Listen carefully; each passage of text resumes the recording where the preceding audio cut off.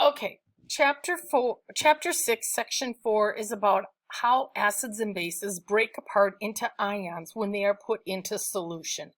So we are looking at acids or bases being added to water as the solvent. So when acids are in solution, they're going to form hydrogen ions, and then the other part of that compound will be a negative ion. That hydrogen ion combines with the water molecule to make what's called a hydronium ion. What it is a water molecule with an additional hydrogen, making it a +1 charge. The negative ion stays the same as an ion in the solution. So if we were to write out the equation, hydrochloric acid, HCl, breaks into a hydrogen ion and a chlorine ion and the water, then you would have an arrow sign showing an H3O plus because that hydrogen combines with the water, and then the chlorine ion stays the same. Bases, on the other hand, when they break apart into their positive and negative ion, the hydroxide ion is the negative part. Whatever it is combined with will be the positive ion. They do not combine with the water, so the water stays still its own thing. So it would just be NaOH plus H2O yields, or the arrow sign, and then you would just have the sodium ion and the hydroxide ion and the water as your three components. One way to know that you have an acid is it will start with an H. One way to know that you have a base is it will end with OH. All right, the strength of an acid depends on how well the acid breaks into hydrogen ions and that component negative ion. Hydrochloric acid and sulfuric acid are two examples of strong acids. There's also nitric acid, which is hydrogen combined with nitrate ions. A very small amount of a strong acid or base can be very dangerous, meaning if you touch your fingers to sulfuric acid or hydrochloric acid when they're at full strength, you can get a burn. You can literally have the skin on your hands eaten away. You put something in it, it can actually break it down. So you do not want to be messing around with acids. Bases are the same thing. A very strong base such as sodium hydroxide, potassium hydroxide, magnesium hydroxide, a very small amount can be dangerous, which is why when you're using drain cleaners, they tell you to have a well-ventilated room and never to inhale while you're using the stuff because you can knock yourself out. Now, weak acids mean the acid does not produce many hydrogen ions. So your vitamins, your acetic acid, which is what vinegar is, but when we're talking about a large amount of them, meaning a large container, can be just as dangerous as a very small container of a strong acid. And what I mean by that is if you've been eating a lot of those Sour Patch Kids candies, or just a lot of limes or grapefruit or oranges, you can get this thing called a canker sore.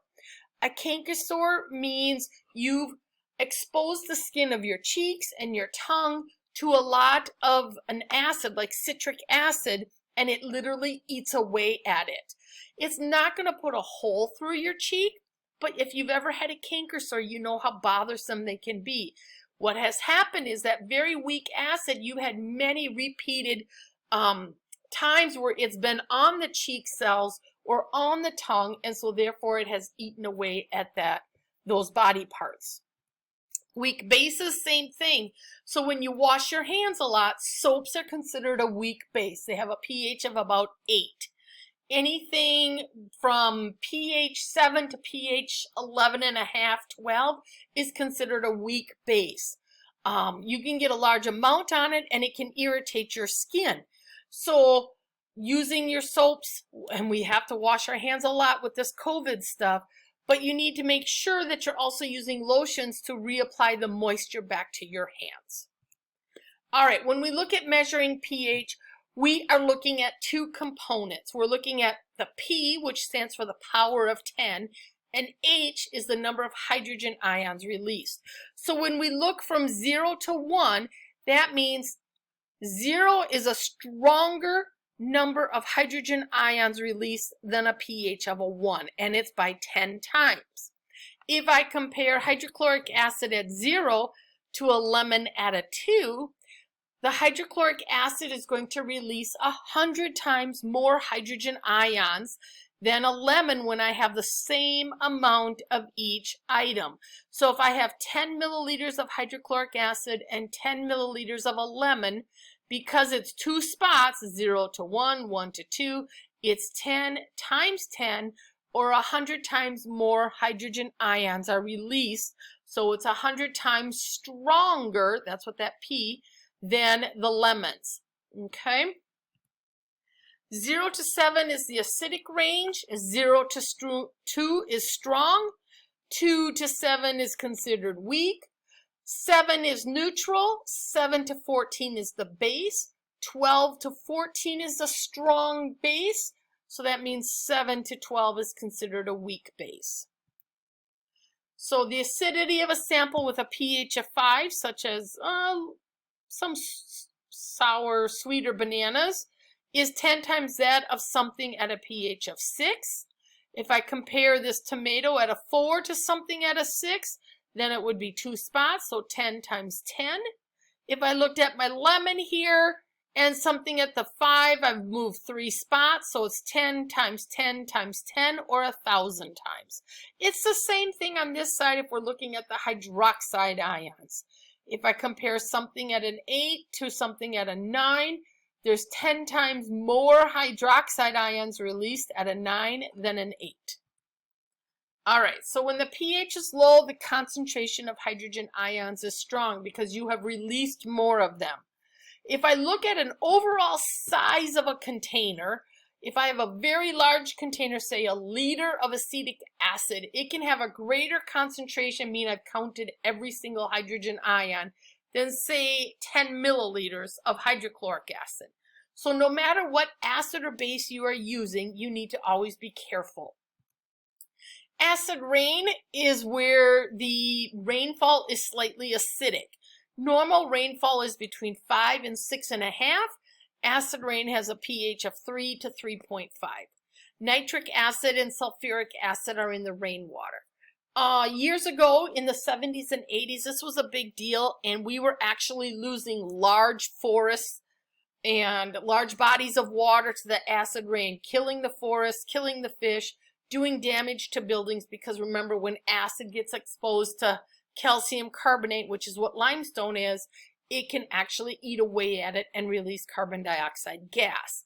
So the EPA system and our government has set up rules and regulations for manufacturing places so that they now need to have big scrubbers in the smokestacks to kind of force any kind of exhaust or fumes through so that they can trap whatever acids are there instead of allowing them to go up into our atmosphere. An acid-base reaction is where you have an acid and a base as your reactants. The products are always a salt compound and water, not just table salt, which is sodium chloride, but any kind of salt. The factors that determine if you can make a neutral pH include the volume and concentration, and if it's a strong acid and a strong base. If I have a strong acid and a weak base, I'm still going to have some acid in there. All right, so the products of an acid and base are always salt, water, and then a whole lot of energy is given off. It's a very reactive reaction. So section 4, in water, I would expect acid to break into hydrogen ions, which would attach to the water, creating a hydronium ion, and a base, I would have hydroxide ions. If a substance has a pH of 3, it gives off more hydrogen ions than something at a 4, 5, 6, or 7. This term salt to a chemist indicates a neutralization reaction, meaning an acid and a base were the reactants, and they created a salt, which is an ionic compound, and water. Calcium chloride would be the salt that's created from the acid and base that were the reactants.